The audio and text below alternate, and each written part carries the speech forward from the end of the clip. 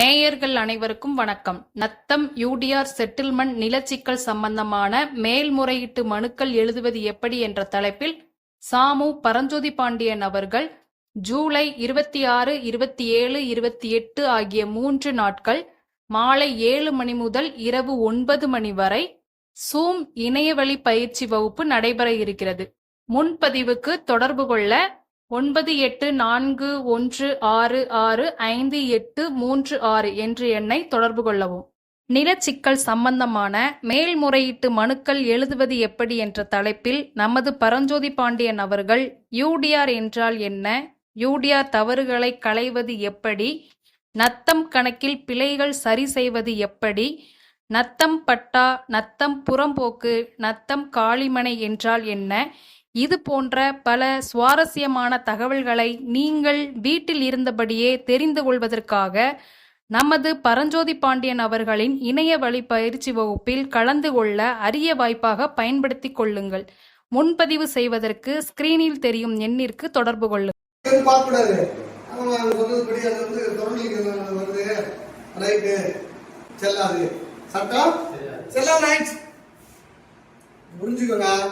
நீங்க இயற்ற சட்டம் கான்ஸ்டிடியூஷனுக்கு உட்பட்டு தான் இருக்க வேண்டும். கான்ஸ்டிடியூஷனுக்கு உட்பட்டு தான் அந்த சட்டம் இருக்கணும். கான்ஸ்டிடியூஷனுக்கு எதிராக இருந்தா சட்டம் செல்லாத. படிக்கிறனால எந்த சட்டம் இன்னைக்கு போட்டாலும் எந்த சட்டம் படிச்சாலும் நீங்க பாதிக்கப்படுறீங்களான்னு பாருங்க. உங்களுடைய கான்ஸ்டிடியூஷன் உரிமை பாதிக்கப்படுதான்னு பாருங்க. அந்த சட்டமே செல்லாது. தைரியமா நீங்க நினைச்சா நீங்க சுப்ரீம் கோர்ட்டுக்கு போய் லீகல் எய்ட்ல வாதாடி, வக்கீல் வைக்க பணம் இல்ல, நீங்களே வாதாடி உங்க மனசாட்சிக்கு தெரியுது இது கான்ஸ்டிடியூஷனுக்கு எதிராக இருக்கு, என்னுடைய உரிமைக்கு எதிராக இருக்குது, அந்த கான்ஸ்டிடியூஷன் நீங்க எல்லாம் படிச்சுக்கணும்.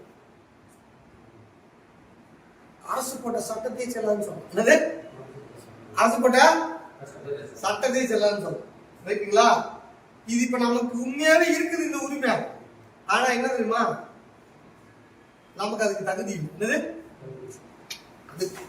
தேவைன்னா நீ போய் பண்ணிக்கலாம்ன்றது நம்ம நாட்டு தலைவர்கள் உருவாக்கிடும். அல்லது நம்ம நாட்டு தலைவர் பவுண்டர் போடும்போது கடைசி மனுஷன் கூட வந்து நாளைக்கு நினைச்சா கேள்வி கேட்டு உருவாக்குற அன்னைக்கு பின்ன வேற எப்படிதான் உருவாக்க முடியுது?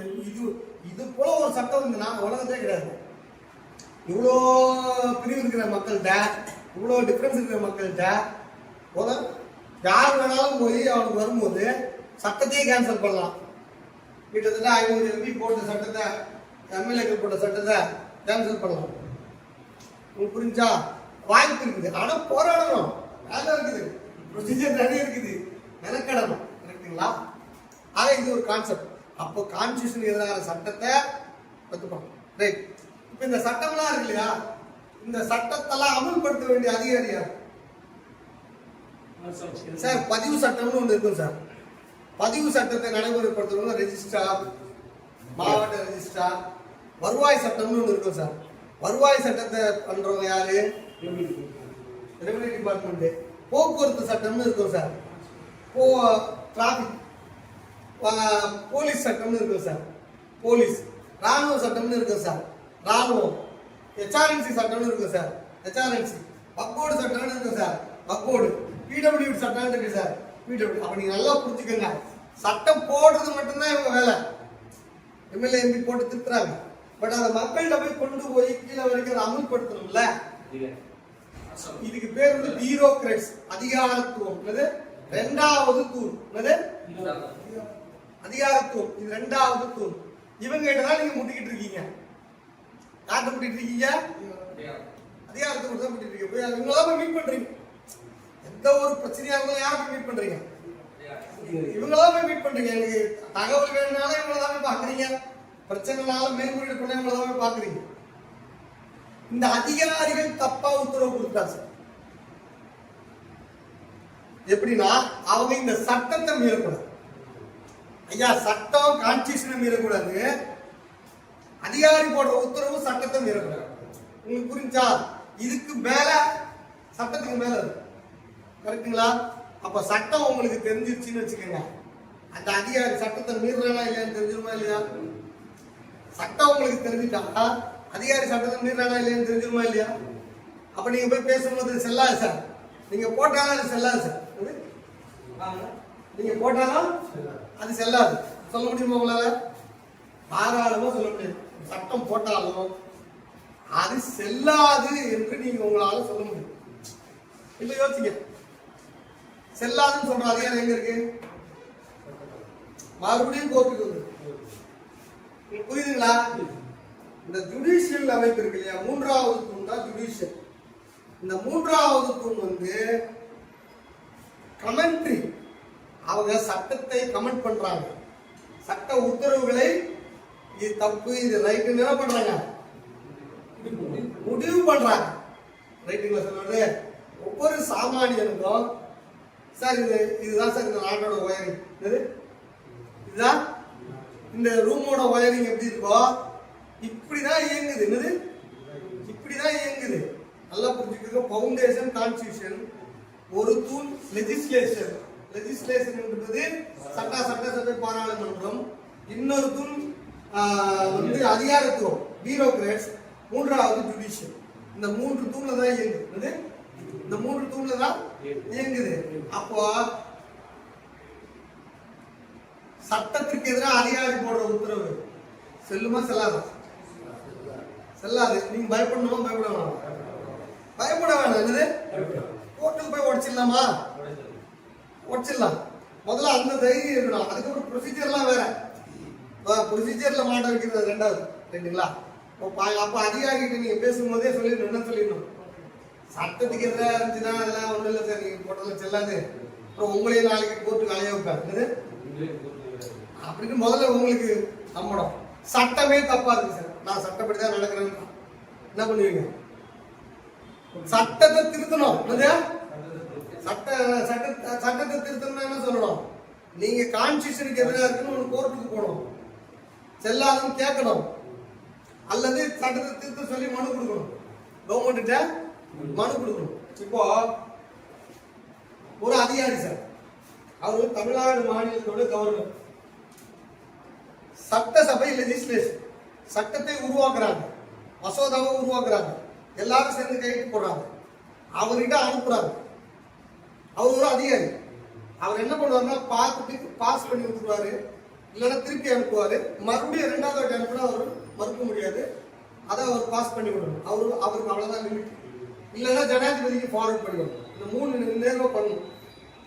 ரைட்டா? அப்படியே வச்சிருக்காரு. எவ்வளவு நாள் வச்சிருக்காரு? அவர் வச்சிருக்காரு. எடப்பாடி ஐயா பீரியட்ல இருந்து அவர் வச்சிருக்காரு. சட்டங்களை எடப்பாடி போட்ட சட்டங்களையும் வச்சிருக்காரு. ரைட்டா? இப்போ தமிழ்நாடு அரசு என்ன பண்ணுது? எங்க போகுது? முதலமைச்சரே தான் போட்ட ஒரு மசோதாவை அமுல்படுத்துறதுக்கு கோர்ட்ல போய் ஆர்டர் வாங்க வேண்டியது. அப்ப நீங்க டிஸ்ட்ரிக்ட் கலெக்டர் கிட்ட ஒரு ஆர்டர் வாங்கணும், வட்டாட்சியர்கிட்ட ஒரு ஆர்டர் வாங்கணும். கரெக்டா? உங்களை அவங்களுக்கு பிடிக்கலன்னு வைங்களா, பெண்டிங் போட்டுருவான். பெண்டிங் போட்டுறான். கவர்னருக்கு முதலமைச்சர் பிடிக்கல, பெண்டிங் போட்டார். அவ்வளவுதானே? ரைட்டா? சார் கீழே இருந்து மேல வரைக்கும் அதான் நடக்குது. ஆனா எங்க போனோம்? அடுத்து கோர்ட்டுக்கு போனோம். வேற கிரவுண்டு கிடையாது. என்ன பண்ணோம்? கோர்ட்டுக்கு போனோம். அவங்க லீகல் டீம் சாகா வச்சுக்கிறாங்க. இந்தியாவிலே லீகல் டீம் டிஎம்கே சாகா வச்சுக்கிறாங்க. லீகல் டீம் சாமா இருக்கு, ஒழுங்கா ஃபாலோ பண்றாங்க. கோர்ட்டுக்கு டெய்லி வாங்கினாங்க போறாங்க. இவங்க தூங்க நேரத்தில் ஆர்டர் வாங்கிடுவாங்க. உங்களுக்கு புரிஞ்சுங்களா சொல்ல வருது? அப்ப நீங்க கலெக்டர் போடுற உத்தரவு, வட்டாட்சியர் போடுற உத்தரவு, அவரு உங்களுக்கு போடாம பெண்டிங் வச்சிருக்கிறாரு. அப்பெல்லாம் நீங்க எங்க போனோம்? உங்களோட லீகல் டீம் ஸ்ட்ராங்கா இருக்கு. என்ன இருக்கணும்? லீகல் வந்து காஸ்ட்லியா காட்டிட்டான். இப்போ பேசுறோம்ல, இந்த கான்ஸ்டிடியூஷன் வந்து இப்ப நம்ம போட்டோம்ல, இது இப்ப காஸ்ட்லியா இது சார், இது இதை காஸ்ட்லியா ஆக்கிட்டாங்க சார்ன்றது. இது பிஏபிஎல் ஆர்எஸ் வகுப்புல தான் சொல்லி கொடுப்பான்றாங்க. 2 லட்சம் ரூபாய் கட்டினா தான் சொல்லி கொடுப்பான்றாங்க. அப்படி இல்லை சார், சாமானிய அனைவருக்கும் தெரிய வேண்டிய சார், தெரிய வேண்டிய. இதுக்கப்புறம் நீ படிச்சுக்கணும். இதுக்கப்புறம் நீ என்ன பண்ணணும்? செல்ஃப் பண்ணணும். அப்போ நல்லா நீங்க புரிஞ்சுக்கோங்க. நீங்க கொடுக்குற போற மனு ஒண்ணு அதிகாரி கிட்ட கொடுக்க போறீங்க. அந்த அதிகாரி ஆதரவா உங்களுக்கு சப்போர்ட் பண்ணி உத்தரவு போடுவாரு, அல்லது எதிராக உத்தரவு போட போறாரு. எதிராக உத்தரவு போட்டா அங்க இருக்கிற அப்பீல் அதிகாரிக்கு மேல இருக்கிற அதிகாரிகிட்ட போலாம். தோத்துட்டீங்கன்னா, மேல வரைக்கும் தோத்துட்டீங்கன்னா அப்படியே நீங்க கோர்ட்டு ஜுடிஷியல்ல வாய்ப்பு இருக்கு. மனுக்கு ஜுடிஷியல்ல வாய்ப்பு இருக்கு. இல்ல சார் ஜுடிஷியல்ல போனாலும் தோக்குதுன்னா என்ன அர்த்தம்? சட்டமே தப்பா இருக்கும். என்ன இருக்கு? ரைட்டா? இது தெரிஞ்சுக்கிட்டா நீங்க எழுதுற மனுல காஸ் ஆஃப் ஆக்ஷன் கரெக்டா எடுப்பீங்களா இல்லையா? காஸ் ஆஃப் ஆக்ஷன் சொன்னல, இது சட்டப்படி தோத்துருமா தோக்காதா, நம்ம கிரவுண்ட் இருக்கா, காஸ் ஆஃப் ஆக்ஷன் எதை பொறுத்து எடுக்கணும்? நான் சொன்ன இந்த விஷயம் எல்லாத்தையும் பார்க்கணும். அப்பதான் அந்த மனுல காஸ் ஆஃப் ஆக்ஷன் கரெக்டா எடுக்க முடியும். வழக்கினோட மூலத்தை, பிரச்சனையோட கருவை, அதாவது பிரச்சனையை எழுதக்கூடாது சார், பிரச்சனையோட கருவை எழுதணும் சார். என்னைக்குமே உங்க மனுல பிரச்சனையை எழுதக்கூடாது சார். என்ன எழுதணும்? பிரச்சனை எங்க ஆரம்பிச்சது, வேர் இட் இஸ் அரைஸ்டு, எங்க ஆரம்பிச்சது, மூலத்தை எழுது. அந்த மூலம் சட்டப்படி சரியானதானே நீங்க கான்ஸ்டிடியூஷனுக்கு எதிராக இருக்கா இல்ல சட்டத்துக்கு எதிராக இருக்கா, உங்களுக்கு புரியுதுங்களா சொல்றது? எல்லாமே நீங்க செக் பண்ண பிறகுதான் பேப்பர்ல கை வைக்கணும். என்ன சார் சொல்றீங்க? ஒரு மனு சும்மா போவோம் சார், ஐயா அம்மா அப்பா கடற்கடன்னு எழுதுவோம், கொடுத்துட்டு கெஞ்சிட்டு நாங்க வந்துருவோம், இவ்வளத்தையும் பார்க்கணுமானா இவ்வளத்தையும் அந்த வார்த்தை அதுல இருக்கணும். கடைசியில இந்த மனு நீங்க நடவடிக்கை எடுக்கலைன்னா இந்த கான்ஸ்டிடியூஷன் பாதிக்கப்படுகிறது என்று நான் நீதி பேராணை பெறுவேன். அந்த மனுல கடைசியில இருக்கணும், என்ன இருக்கணும்?